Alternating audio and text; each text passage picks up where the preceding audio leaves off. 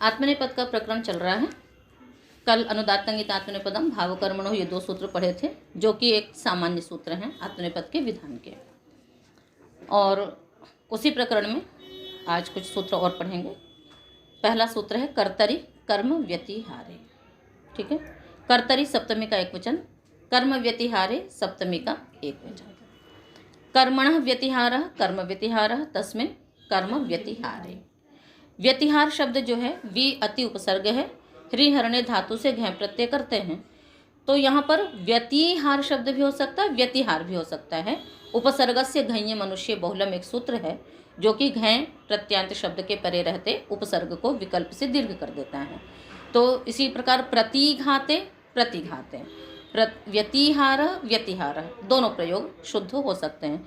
ये आपको इसलिए बताया क्योंकि यहाँ पर कई लोग संदेह भी करते हैं, तो वहाँ पर अन्यतरस्याम कहा गया है, अन्यतरस्याम बहुलम कहा हुआ है।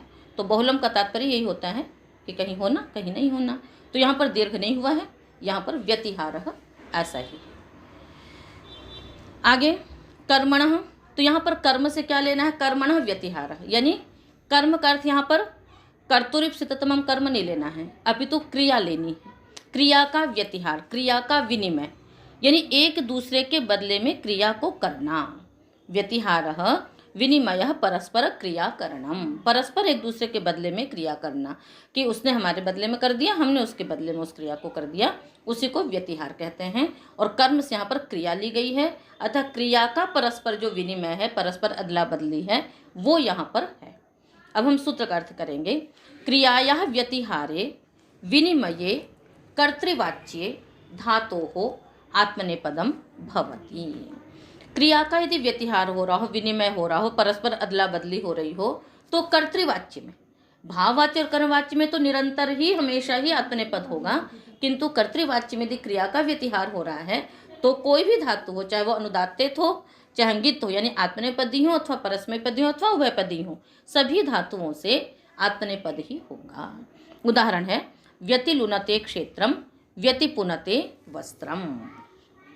एक दूसरे के बदले में क्षेत्र को, खेत को काटता है, एक दूसरे के बदले में वस्त्रों को स्वच्छ करता है, अर्थात धोता है। तो व्यतिलुनते, वी अति उपसर्ग रखेंगे, लुई छेदने धातु है, उसके पश्चात आत्मनेपद, आत्मनेपद का त आएगा, तो लू आगे त, पुनः कर्तावाची सार्वधातु के परे रहते क्रियादिभ्य स्ना से स्ना जाएगा, लू ना त, लूनते, ये बहुवचन का रूप है, इसलिए यहाँ पर त नहीं आएगा, अपितु झ आएगा, तो लू ना झ।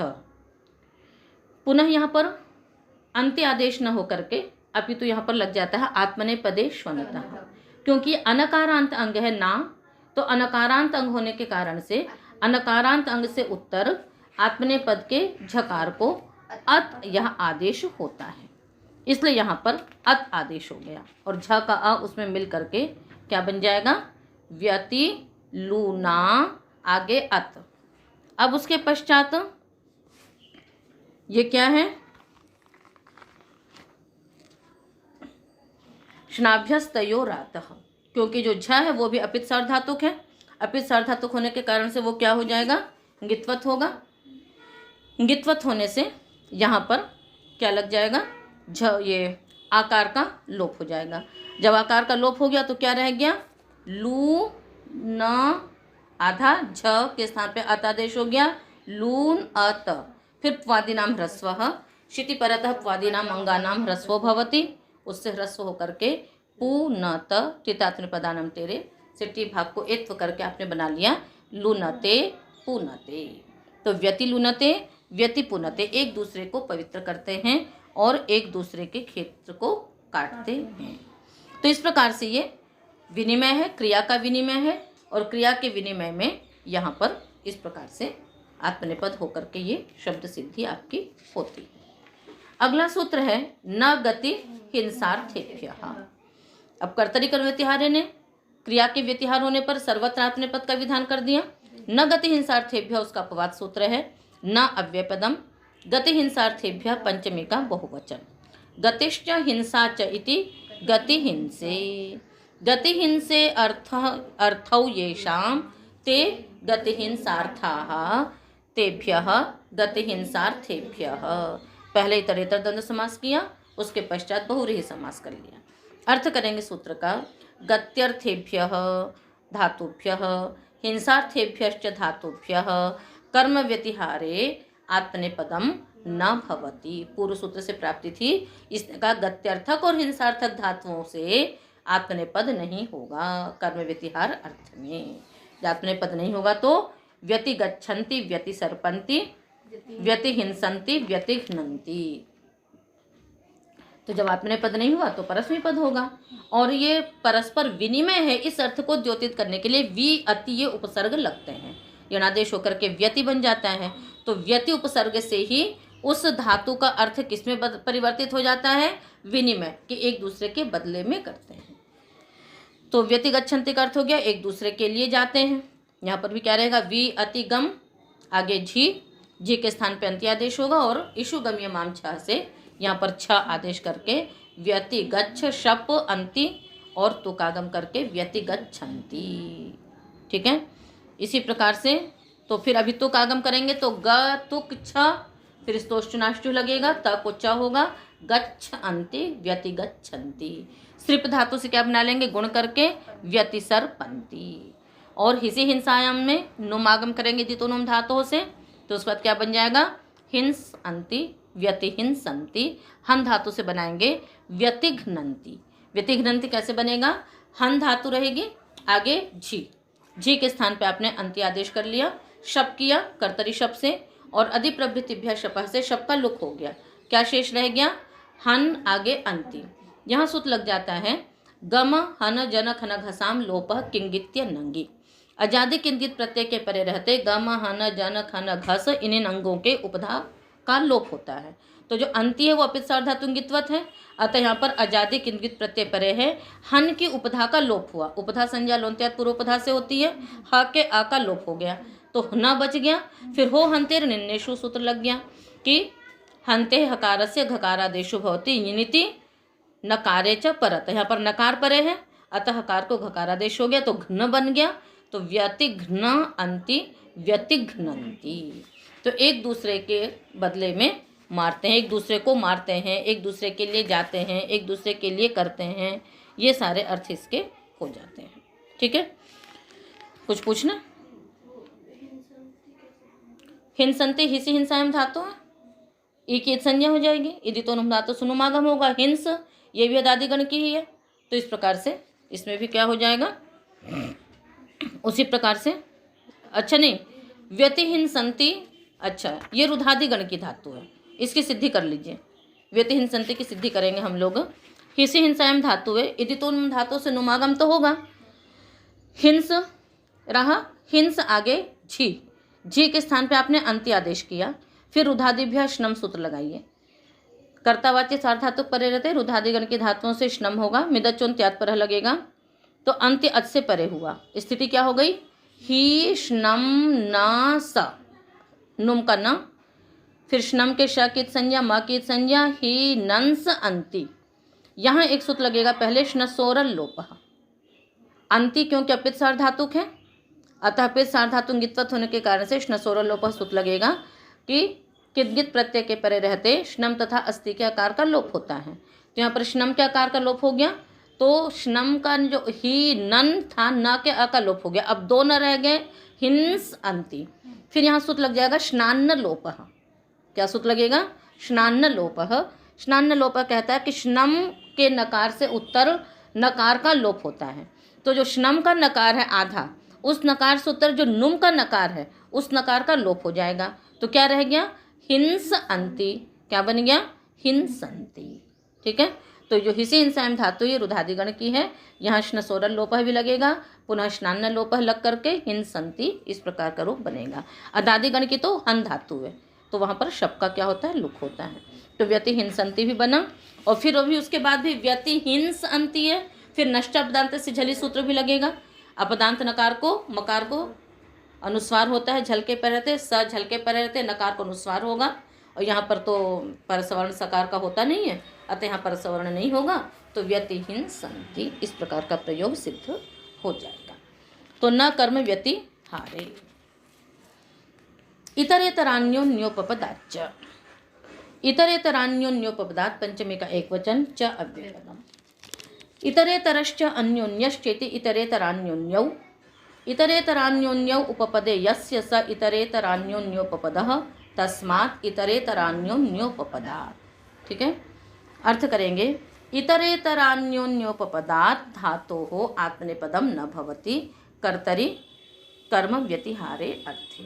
कहते इतरेतर और अन्योन्य शब्द यदि उपपद में है तो व्यतिहार अर्थ में वर्तमान जो धातु है उससे आत्मनेपद नहीं होगा।